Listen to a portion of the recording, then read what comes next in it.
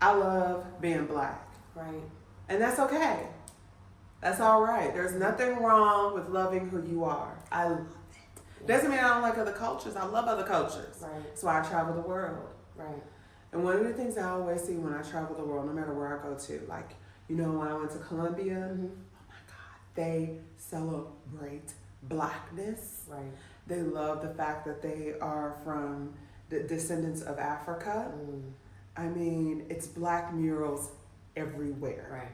Everywhere. I was so emotional and shocked because it's people of all different skin colors and shades that celebrate black. Blackness. Okay? Mm-hmm. All over the world, except for Dominican Republic, I know black. Right. Except for your I know DR, black. I know black I know behind. black. I know black. I know black. Ooh, I will never go back to the DR because they are the most anti-black. I don't know. I Argentina, I don't know. They may have won. Girl. They may have won. They may have won. And this, bro, look in the mirror. Do your history. So all over the world, when I went to China, Japan, Japan loves black culture. Right. And these countries don't just love black culture in relation to art, fashion, creativity, technology, inventions. But blackness is, I go to temples and I see black saints. Seen it in Italy. Italy. Ooh. That blew me, like, in a beautiful way. You know what I mean? Seeing black saints represented in the churches. Yeah. They're still there.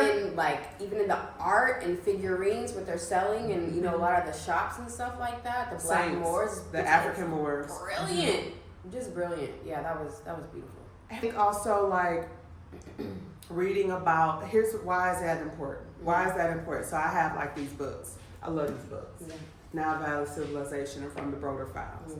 But the more that I read about the history of being black, the more I'm like, that's kind of important. It's something to really truly be proud of, and I think that so. that's the thing. And I think we have been conditioned to believe it is not something to be proud of, but the many inventions that we have that we are all benefiting from today, that comes from us, right? It comes from our brilliance. And so I think you know, this is also Even just being able to do this, right, black person. I'm telling you, and I think that that's really a big part of the significance of knowing your history, right? When you allow other people to tell you your history, you will not be proud, you know. But when you do your own research to understand who you are, then you say, man, I have so many reasons to be proud and to love this skin I'm in, love the skin of people who are darker than me, the darkest, you know, like truly, so much there, so much pride in who we are as a black culture, as a black people, as a melanated people, historically, worldwide, truly. And then when you think about if we take away the tribalism of even just the xenophobia, because we're a tribe in some way. We're a tribe where meaning we're from the America, right? Okay, the tribe of the Americans, yeah, the Black whatever. American tribe, I guess, whatever, right? But baby, when I tell you that we're black, right? Globally, and I think that was a thing for me. Like I remember when I went to Japan. And I saw it was a lot of Nigerians there. And I was just like in awe of any time I see my people and anywhere in Iceland. Right.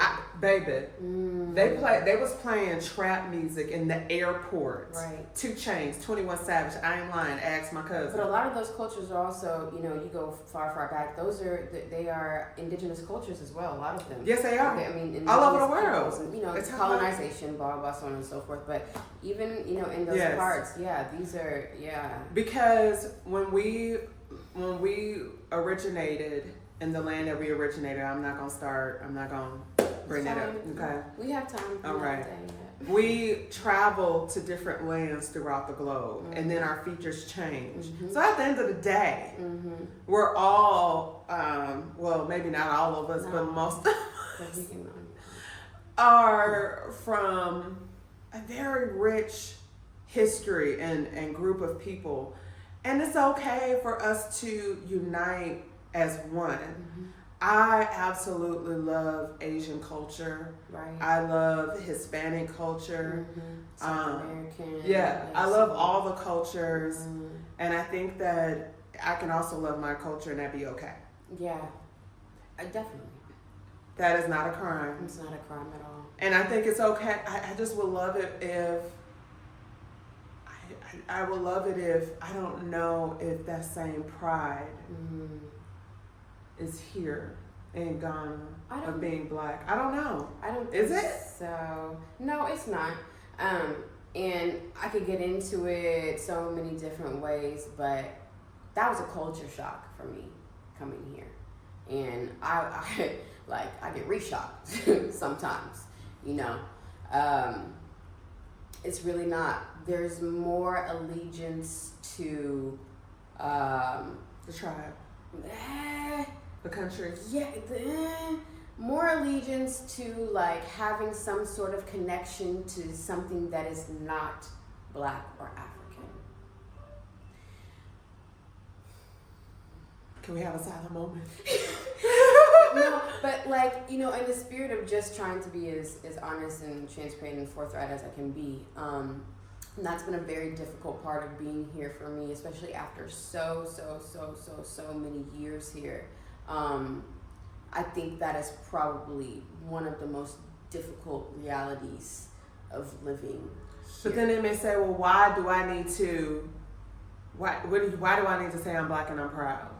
Well, Why? You don't even, it's not even that you have to say that you're black, because I understand like that is a construct. That for us, that's how we identify as Black Americans, because all mixed up in all of these things. But I think that even understanding, here it takes the form of colorism. Let me put it like that. Here more so than than being like black or identifying as that, it just takes the form of colorism. So, you know, you have a lot of people who, say that lighter skin is better, and I'm just, wow. Who said that? You've not, people here all of the time. Okay. Even a favoritism toward, towards light-skinnedness, you know, Mebroni, like, white person, but it's like your love, that term of endearment, you know what I mean, for whiteness, wanting to, your proximity to it being the most important thing, that proximity to whiteness, you know, having white friends, having traveled, I mean, traveling is a beautiful thing, I'm not saying, travel definitely, but, you know, to the non-melanated, non-black places, and having those connections in those places, wanting to procreate with lighter skin or outrightly white. I cannot tell you the number of men that I have encountered here in Ghana that are like, I want a white wife. Wait, you mean black men? Yes, Ghanaian black men. Yeah. I You want definitely a white see. wife, or I want a light-skinned wife, or I want a definitely. I mean, and I've heard about the colorism. I mean, this is not even a secret or nothing like that. But black men in the States are like that too. There is colorism in the States, absolutely, 100,000%. And there's a lot of black men who like they want a white wife. Well, we had the brown paper bag test. You know what I mean? I think for us historically, there are things to kind of point to but we where past that. Yes, those anti-black things have come up, and we're still dealing with it in certain ways. But at least we're having the conversations about it here. We have the conversation. We don't. Those conversations are not coming up necessarily, but there are things that have to be dealt with on a societal level in order for progress to truly happen and evolution to really happen. And I think when you are stuck trying to act like things don't exist, issues don't exist, especially issues of anti-blackness and of colorism, we're not helping each other. We're not doing each other any favors. In fact, it's more of a disservice to self and to country and to culture and to history, to our ancestors, if anything. So yeah, it's funny, but it ain't. I mean, you know, at the end of the day, that's kind of how I see it. But I want for that. The one thing I would say is this year, especially with Africa Day and the World Cup, I think I saw more pride from Ghanaian people that I've ever seen over the course of all the years that I've been here. And I was really shocked, and I was talking to one of my good Ghanaian girlfriends about that, and we were both like, it was really for Africa Day and all that kind of stuff. Like, wow, you could really see like that sense of pride more than I have ever seen it. So, you know, there's also that maybe there is a shift happening and it will just take a while for it to feel mainstream or for it to be mainstream. Yeah. But I think for all of the years that I've ever been here and then having close relationships with, you know, people who've obviously been here their whole lives and stuff like that and who are willing to be honest and candid with me about that kind of colorist history, yeah, it's been an issue. Yeah, so I guess that's what I miss the most is I miss the Black pride. Right. That I see God, it's so not just beautiful. in So the beautiful. States. The States is big on Black pride now. Yeah. Like so I mean it has been for a while. Right. And let me tell you something. When people talk about Black on Black crime, baby, that is a myth. Yeah, it is a myth. It's a myth. It's about proximity. It's You know, of course, you're not going to leave your area to go and commit crimes. But, I mean, okay, if we're going to do that, then white on white crime. It's right. World wars. What do you call world wars? World War I and World War II. What is that? That's white on white crime, you can, straight up. Yeah, and also the Black on Black crime that does exist is an effect of systematic oppression. Full stop. 100%. Yeah, full I stop. even wrote about it in my book. Full It's stop. not tied to systematic oppression. Full stop. I could go on and on about that. But my thing is the pride is there. It has been for a while. And the pride is in other countries when I travel around the world, and not just Black countries. Mm. White countries, there's some that there's still racism in a lot of places. But there's also that's what shocked me about traveling. And traveling could be the best education. If you keep your eyes open now, if you keep your eyes open, well-traveled people who that just go to zero resorts. mindsets. Or they just go to resorts. I'm talking about you actually have cultural experiences. You learn about the culture, the history, and the land, and what you see in every place that I've traveled to is a Black footprint, and there is some pride there. There's acceptance. I mean, it's right. It's under your nose. African Moors, bro. Like it's there. Think about the invention. We already kind of. We talked about that. I mean, just to reiterate, because the second thing to be so proud of. Doing stuff, man. You know what I'm saying? Come on, y'all. Come on. So This is us. I would just say a lot of the inventions that we've given credit to white people, you know, those inventions were stolen from their Black apprentices and things like that. Then they went on to patent them under their own name. However, we are the ones who invented those things. And so just for your own sake, like take a day, stay off social media, you know, and just research Black inventions from, you know, Black folks, African people all over the world, y'all. We have so much to be proud of. I will always be loving us. You know what I mean? I'll always be loving us. So yeah, I wish I would have seen more of that here. Because I think there's some, but you know what? Let me tell you something, and that's where I go back and forth. It's like, but I'm glad I could come here and get away from racism a little bit. Right, and the way we've experienced it in the US. Because we experienced it through, through the food, water, air, schooling, education, Hollywood, education, the music, healthcare.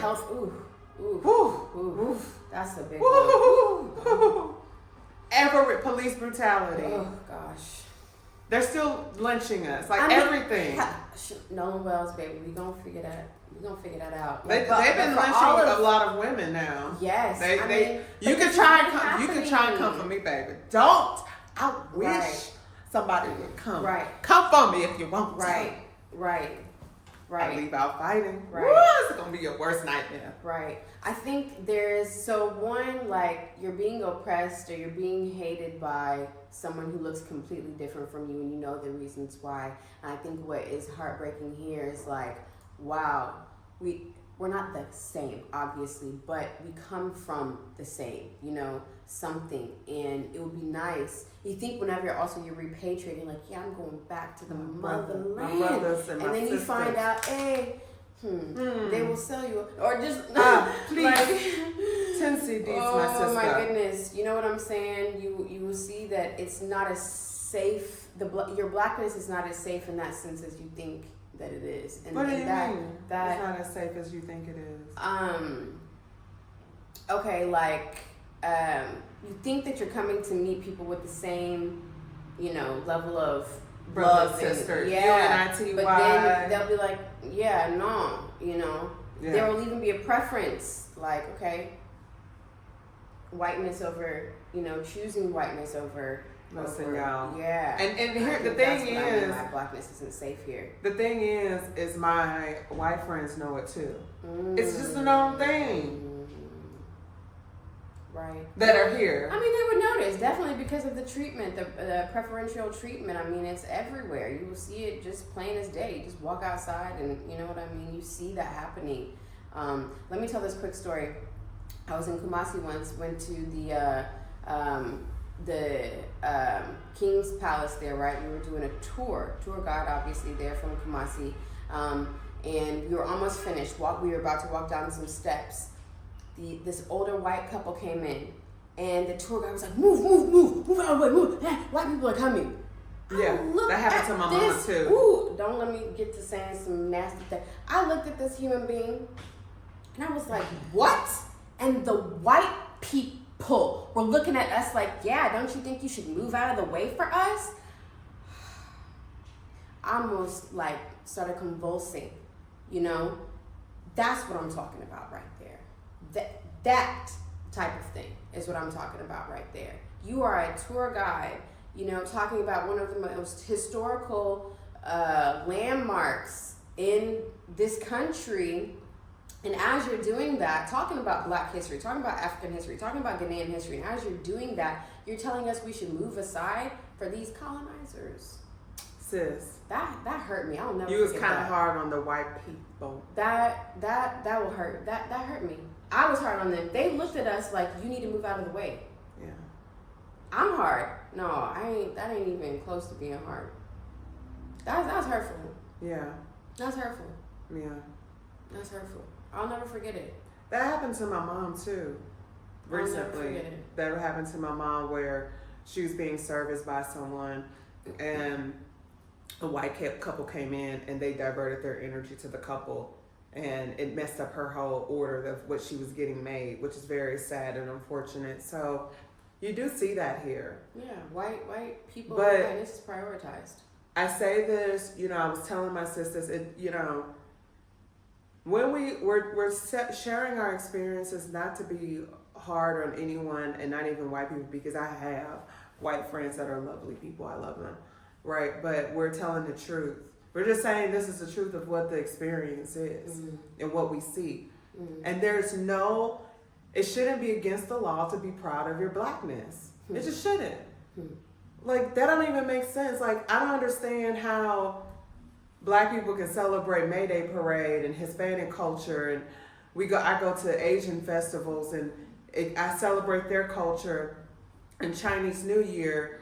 But then when I want to say, I want to celebrate everything about my blackness, it sounds militant or too much. I just don't get that. That to me is where I'm like, okay, that's strange. Another story. I was with some folks I was working with one time, and they were speaking about a Russian woman that they know that uses the N-word. And I said, I would never allow a white person to use that around me. And one of the people was like, see, that's my issue with you Black Americans. You're racist also towards white people. I just said, this is obviously not a conversation I can have because this person's IQ level is far too low. Yeah, you can't. Sometimes you just got to walk away and so understand the energy. I said, okay. Yeah. But things like that, how do you can't,